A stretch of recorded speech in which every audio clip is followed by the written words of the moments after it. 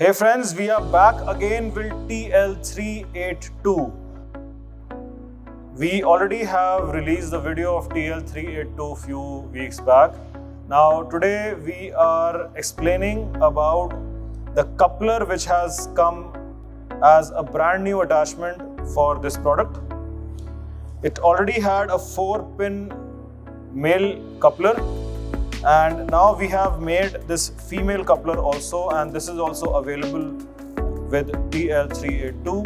So whenever you are placing the orders, you can always tell us to give it with the coupler. See, this goes like this, and you have the loose end wires which you can connect to the wiring inside your construction vehicle JCB.